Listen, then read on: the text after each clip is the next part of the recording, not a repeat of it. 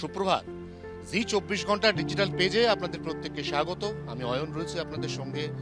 যেমনটা পূর্বাভাস ছিল তেমনটাই সত্যি হলো। কলকাতার আলিপুরের গতকাল রাতের পারদ নেমে গেল 10-এর ঘরে।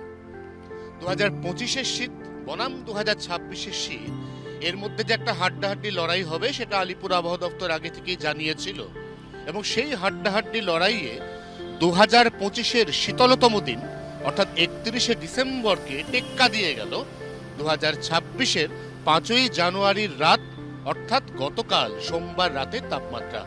কলকাতায় আজকে কথা বলতে গেলে মুখ দিয়ে ধোঁয়া বেরিয়ে যাচ্ছে। এই মুহূর্তে যেখানে দাঁড়িয়ে আপনাদের সঙ্গে কথা বলছি, এই সল্ট লেকের গতকাল রাতের তাপমাত্রা নেমে গেল 9-এর ঘরে। আরো একটু এগিয়ে যদি আমরা কল্যাণী ব্যারাকপুরের দিকে যাই, তাহলে সেখানকার তাপমাত্রা 8.5 থেকে 9-এর মধ্যে ঘোরাফেরা করছে। নিঃসন্দেহে এবারের শীত অতীতের সমস্ত রেকর্ড ইতিমধ্যে স্পর্শ করেছে, অতিক্রম করেছে অথবা অতিক্রম করতে চলেছে বলে ইঙ্গিত।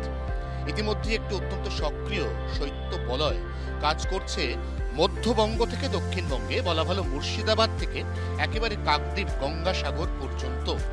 এই অবস্থায় এই শৈত্য বলয়, যার পোশাকে নাম দেওয়া হয়েছে পাহাড়ি, এই শৈত্য বলয়ের হাত ধরে এই তাপমাত্রা আরো নামতে পারে এমন সম্ভাবনার কথাও উড়িয়ে দেওয়া যাচ্ছে না। অর্থাৎ কলকাতাতে যদি সিঙ্গেল ডিজিট বা এক সংখ্যার ঘরে তাপমাত্রা নেমে আসে, ধরা যাক 8 কিংবা 9, তাহলে এই শীতের কামড় আরো বাড়বে।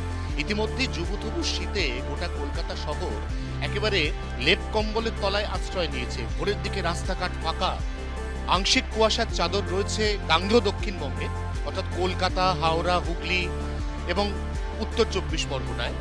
আর যদি আমরা দক্ষিণ 24 পরগনার উপকূল অথবা পূর্ব মেদিনীপুর জেলার উপকূলের কথা বলি, তাহলে সেখানে যেহেতু জলীয় বাষ্পের পরিমাণ কিছুটা বেশি, অতএব সেখানে কুয়াশার চাদর আরো ঘন।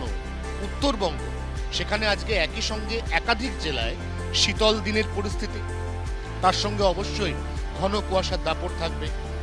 উত্তরবঙ্গের পার্বত্যের উপর দিকের অংশ অর্থাৎ ঘুম, মানেভঞ্জন, চান্দাকপু, ধোত্রে, এই জায়গাগুলোতে আজ রাতে তুষারপাতের সম্ভাবনা ক্রমশ জোরালো হচ্ছে। এই অবস্থায় কুয়াশার ঘনঘটা থাকতে চলেছে পশ্চিমাঞ্চলের জেলাতেও।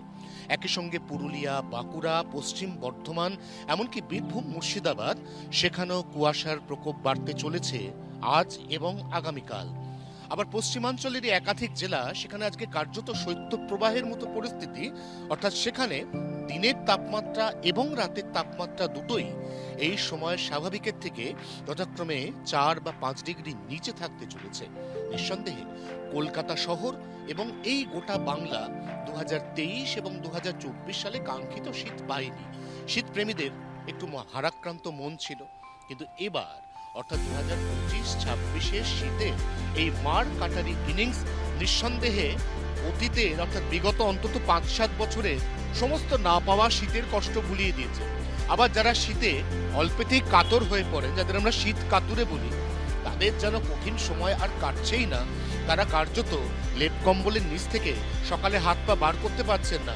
নিঃসন্দেহে শীত নিয়ে ইতিমধ্যেই সোশ্যাল মিডিয়াতে নানা রকম মিম তৈরি হয়েছে।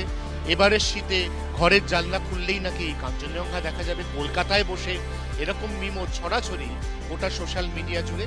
আসলে শীত প্রত্যেকটি মানুষকে অনেকটাই তৃপ্তি দেয়। দুর্বিষহ গরম, সেখানে কাজ করে ঘেমে নে একসা হয়ে অভ্যস্ত গোটা কলকাতা, গোটা দক্ষিণবঙ্গ।